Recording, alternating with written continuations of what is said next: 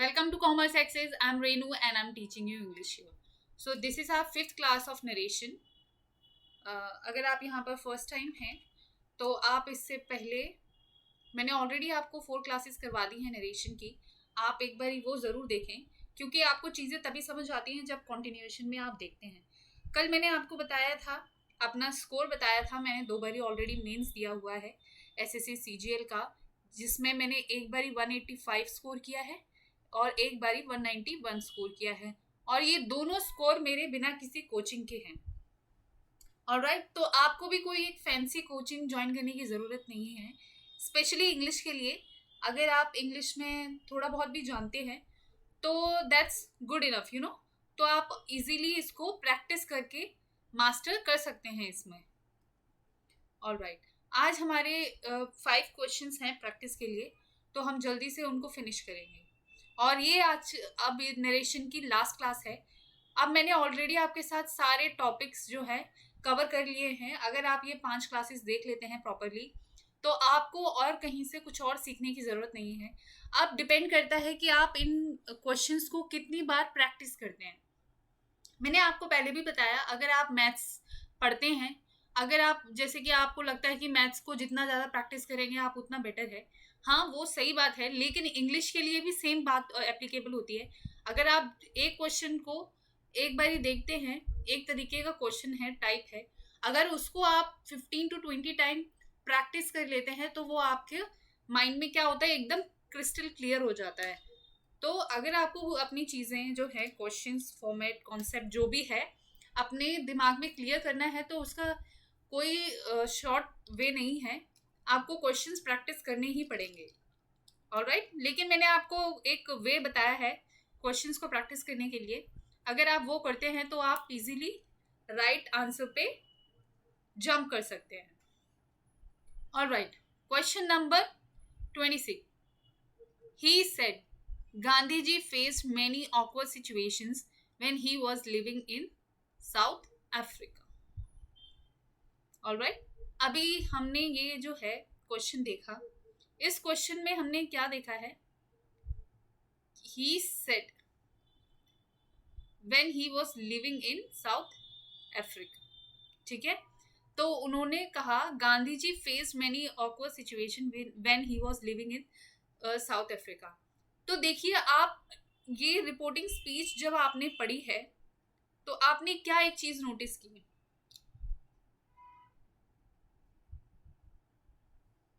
तो आपने इसमें एक चीज ये जरूर नोटिस की होगी कि जो गांधी जी है, ये गांधी जी के बारे में क्या बता रहा है, एक स्टेट आपको कर रहा है एक चीज, वो है गांधी जी के बारे में फैक्ट. ठीक है, ये फैक्ट आपको बता रहे हैं गांधी जी के बारे में. ये कोई मतलब अपनी तरफ से कही हुई बात नहीं है ना? जी बिल्कुल, ये बिल्कुल भी अपनी तरफ से कही हुई बात नहीं है, और ये उनके बारे में एक फैक्ट बता रहे हैं. ठीक है, हम सबसे अपने पहले जो एलिमिनेट करते हैं हम चीज़ें, वो अपने रिपोर्टिंग वर्ब को देखकर करते हैं. सेड है, सेड में ही ट्रांसफॉर्म होगा यहाँ पर, क्योंकि यहाँ पे हमें ये नॉर्मल बात लग रही है. ठीक है, ठीक है. अब सेज, तो सेड कभी भी सेज में ट्रांसफॉर्म होता है? नेवर. सो इसको क्या करेंगे, हम एलिमिनेट कर देंगे. और दूसरा हमारा तीसरे ऑप्शन में चीज़ है टोल्ड. तो ये टोल्ड मैंने क्या बताया था? टोल्ड हम एज ए इंस्ट्रक्शन में किसी में यूज करते हैं, तो ये तो हमें कहीं से भी कोई इंस्ट्रक्शन नहीं लग रहा है, तो इसलिए हम इसको भी क्या करेंगे, एलिमिनेट कर देंगे. ऑलराइट, अब एक ये तो हमारा क्या था, हमारा एक फैक्ट था. और दूसरी बात जो हमने सबसे पहले नोटिस करनी थी वो थी इसका टेंस. ये हमारा जो टेंस है, तो अब ये किस में ट्रांसफॉर्म होगा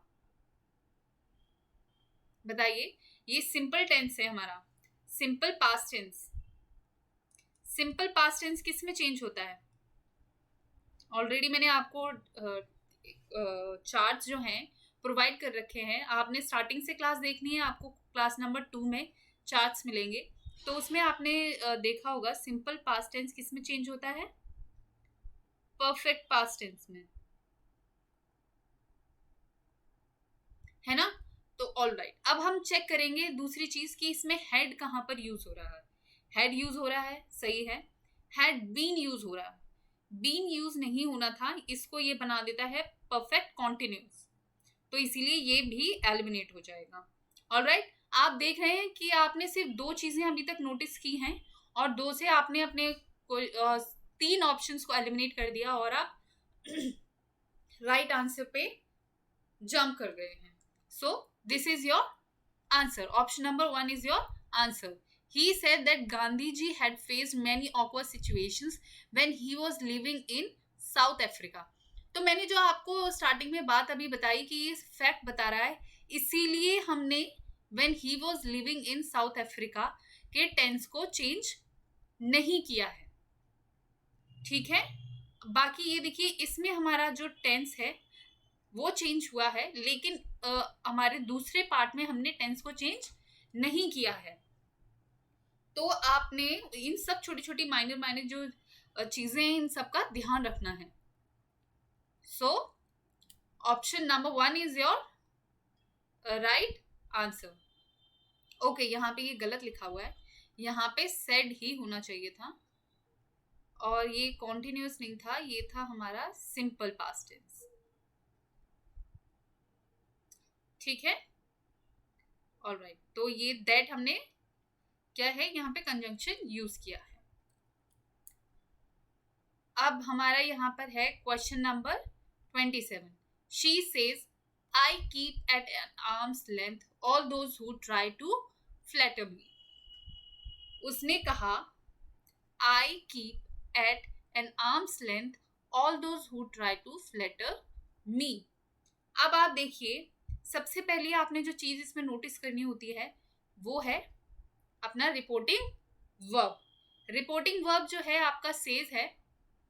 मैंने आपको पहले ये बोल दिया है, सेज हमेशा सेज में ही रहता है और सेज में जब भी सेज रहता है इसमें टेंस की ट्रांसफॉर्मेशन नहीं होती.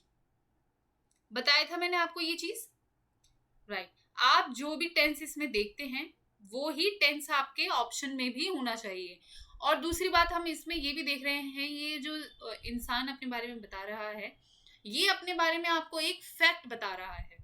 ऑलराइट, मैंने ये भी आपको बताया था फैक्ट में भी कोई चेंज नहीं होता है टेंस में. ठीक है, ये सारी चीजें मैं ऑलरेडी आपको बता चुकी हूँ. तो आप ये सेड और एक्सक्लेम्स को क्या करेंगे, एलिमिनेट कर देंगे. ऑलराइट, अब आप 2 ऑप्शंस के साथ बचते हैं 3 and 4. आप ये देखिए जो ये टेंस है ये आपको सिंपल प्रेजेंट टेंस में लगेगा, इंडेफिनिट में आपको बता रहा है. तो इसमें विल का यूज होगा, विल का यूज नहीं होगा, ये आपके फ्यूचर टेंस बना देता है. जब मैंने आपको बताया कि फैक्ट है या सेज के साथ क्या होता है, टेंस की ट्रांसफॉर्मेशन नहीं होती है, तो ये तो ऑलरेडी आपको क्या करता है, एलिमिनेट करने को अलग से चीख कर बता रहा है कि मुझे एलिमिनेट कर दो. ठीक है, so eliminated. So which option you are left with now, option number 4 only, which is also your right answer. तो यहाँ पे रिपोर्टिंग वर्ब से सेज में ट्रांसफॉर्म हुआ है. हमने कंजंक्शन दैट यूज किया है to connect reporting verb and reporting speech. इसमें प्रोनाउन मी को हमने हर में चेंज किया है. Question number 28. He has just said, my son will be back on Friday. देखो, एक इंसान ने किसी इंसान से कुछ बात कही और उसने वो बात जाके तुरंत तीसरे इंसान को बता दी. ठीक है, अब देखिए इसमें बोलते हैं he has just said. He has just said. देखिए ये जो हमारा रिपोर्टिंग इसमें हमने वर्ब जो नोटिस किया है ये क्या है, प्रेजेंट में ही है. ठीक है, जब हमारी चीज इसमें प्रेजेंट में रहती है, जैसे हमारी सेज में प्रेजेंट में ही रहती है वो चीज, इसीलिए हम क्या करते हैं उसके रिपोर्टिंग स्पीच के टेंस में ट्रांसफॉर्मेशन नहीं करते हैं. हमने ये चीज नोटिस की थी. ऑलराइट, तो हम इसमें भी क्या करेंगे, अपने टेंस का ट्रांसफॉर्मेशन नहीं करेंगे क्योंकि आपने यहाँ पे रिपोर्टिंग स्पीच को आइडेंटिफाई किया है कि ये प्रेजेंट में ही है और ये प्रेजेंट में ही रहेगी। He has just said.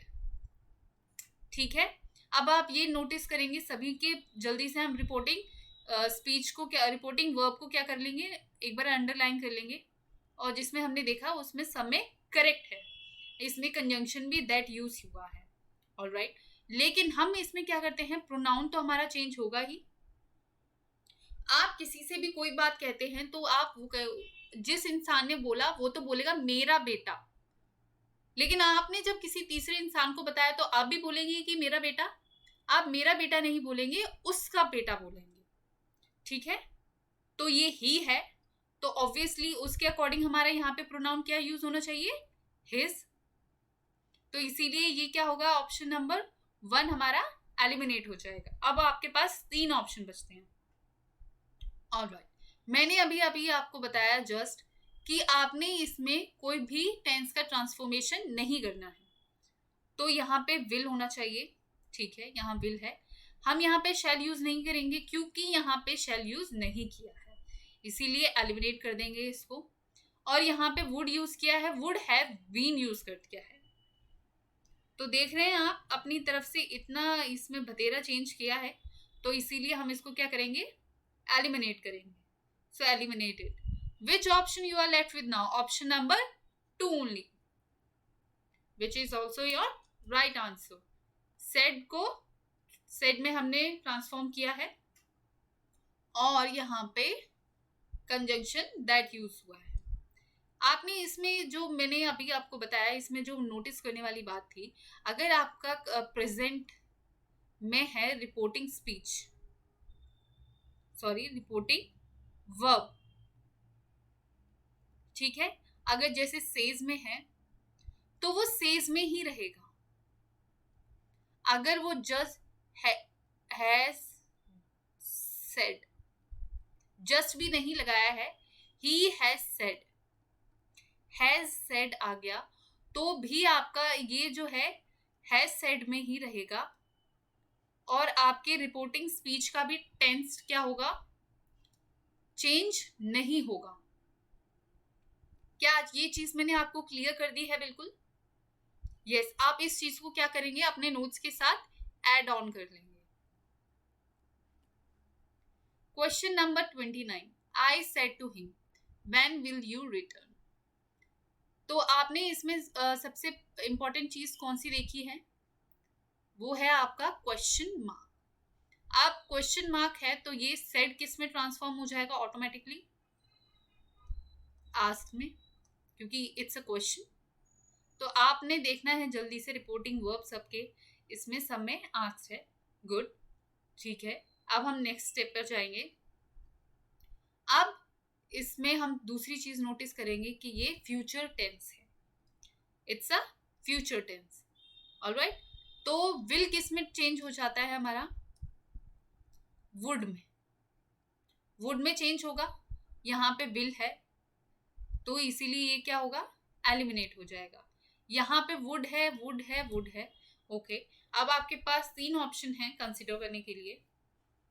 और मैंने आपको जब क्वेश्चन बेस्ड क्वेश्चंस करवाए थे, मैंने आपको बताया था अगर आपके पास डायरेक्ट स्पीच में कोई क्वेश्चन है तो वो इनडायरेक्ट स्पीच में क्वेश्चन फॉर्मेट में नहीं रहता। क्या मैंने ये बात आपको क्लियर की थी? उसका फॉर्मेट क्वेश्चन बेस्ड नहीं होगा इनडायरेक्ट स्पीच में। तो अगर जैसे हमारा क्वेश्चन, हम किस तरीके से क्वेश्चन का फॉर्मेशन करते हैं, व्हेन विल यू रिटर्न, ये तो हमारा फॉर्मेशन है। मैं आपको सिंपल वे में बता रही हूँ, व्हाई इज राम लेट।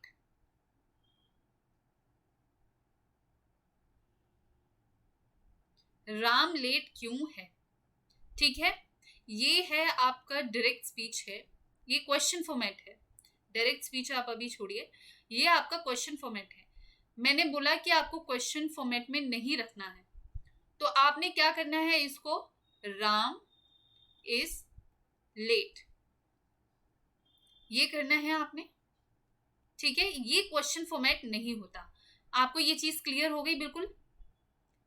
देखिए, मैं आपको एक बात बताती हूँ, अगर आपको दिमाग में कोई भी डाउट है किसी भी टॉपिक को लेके, किसी भी कॉन्सेप्ट को लेके, तो मैं आपको 100% की गारंटी देती हूँ कि वही चीज़ आपके एग्ज़ाम में पूछी जानी है। ये सबके साथ होता है कि जो भी चीज़ आप छोड़ के चले जाते हैं टॉपिक, कोई भी कॉन्सेप्ट जो आपके दिमाग में डाउट होता है, वही चीज़ एग्ज़ाम में पूछ ली जाती है। Out of our sheer bad luck, ठीक है? तो आपने हर चीज़ को अपने दिमाग में बहुत क्रिस्टल क्लियर रखना है। मैंने आपको जैसे कि अभी बताया है, डायरेक्ट स्पीच में क्या होता है, क्वेश्चन फॉर्मेट है तो इनडायरेक्ट में क्वेश्चन फॉर्मेशन में नहीं होगा। ये चीज़ आपने अपने दिमाग में बिल्कुल क्लियर कर लेनी है। अब देखिए, अब 3 ऑप्शन के साथ डील कीजिए। I asked him if when he would return. अब देख रहे हैं आपने इसका जो सेंटेंस है वो किस तरीके से बनाया है, इट्स ग्रामेटिकली रॉन्ग, तो ये एलिमिनेट हो जाएगा। Option number 3, I asked when she would return, ठीक है। Option number 4, I asked him when he would return. देखिए, अब यहाँ पे ऑलरेडी हिम है, तो हम हिम को यहाँ पे क्या नहीं कर सकते, अपनी तरफ से एलिमिनेट नहीं कर सकते, इसीलिए ऑप्शन नंबर 3 हमारा क्या हो जाएगा, एलिमिनेट हो जाएगा, और हम ऑप्शन नंबर 4 को क्या करेंगे, ऑप्ट करेंगे। Alright, so option number 4 is your right answer of question number 29। तो इसमें हमने सेड को किसमें आस्कमेंट किया है, और इसके साथ हमने कोई कंजंक्शन यूज नहीं किया है, और टेंस हमारा कौन सा था, फ्यूचर टेंस था, जिसमें विल को हमने वुड में चेंज किया है। So this is our last question of narration. इसके बाद हम कुछ और टॉपिक स्टार्ट करेंगे मंडे से। तो question number 13 reads, robin said hurrah I have topped again. अब जब आपने ये सेंटेंस पढ़ा तो आपको क्या लगता है? देखिए, आपका सबसे मोस्ट इंपॉर्टेंट चीज जो है वो है आपने क्वेश्चन की भावनाओं को समझना है, ठीक है। आपको गिवन सेंटेंस में कौन सी भावना दी गई है, बस आपने वो समझ लिया। आपने समझिए कि 50% काम तो वहीं पे काम कर लिया है, समझ कर ही कि उसका एक्चुअल वो कहना क्या चाहता है। तो जो यहाँ पे रॉबिन है, he is extremely happy because he has again top the exam, ठीक है। तो इसमें हमारा रॉबिन के साथ में रिपोर्टिंग वर्ब कौन सा लगेगा, एक्सक्लेम जॉयफुली, जो कि हर किसी में दिया हुआ है ऑलरेडी, ठीक है। और अब देखिए हमारा कंजंक्शन भी इसमें दैट यूज किया है, ये भी ठीक है। I have topped again, I have topped again, जब आपने ये पढ़ा तो आपने एक चीज नोटिस की होगी, ये है प्रेजेंट परफेक्ट में। मैंने आपको जब टेंस की फॉर्मेशन ट्रांसफॉर्मेशन के लिए बताया था, उसमें मैंने आपको बताया था प्रेजेंट हमेशा पास्ट में चेंज होता है, और पास्ट भी अगर परफेक्ट है तो परफेक्ट में ही चेंज होगा, है ना। तो ये हैड बीन रॉन्ग है, एलिमिनेट कीजिए। हैड है, ठीक है, आपको करेक्ट लग रहा है, यहाँ पे फ्लावर ड्रॉ कीजिए। लेकिन आपने कोई भी ऑप्शन को ये नहीं करना कि ये आपको करेक्ट लग गया तो जल्दी से मार्क कर दिया और आगे मूव कर गए। सभी ऑप्शंस को आपने क्या करना है, एक बारी चेक जरूर करना है। यहाँ वुड हैव एलिमिनेट कीजिए, ही हैज एलिमिनेट कीजिए। Which option you are left with now, option number 2 only, which is also your right answer. तो इसमें हमने रिपोर्टिंग वर्ब को एक्सक्लेम जॉयफुली किया है, और कंजंक्शन हमने दैट यूज किया है। हमारा प्रेजेंट परफेक्ट टेंस किस में ट्रांसफॉर्म हुआ है, पास्ट परफेक्ट टेंस में, और प्रोनाउन आई ही में ट्रांसफॉर्म हुआ है, ठीक है। इसके साथ आज मैंने नरेशन टॉपिक आपका कंप्लीट करवा दिया है।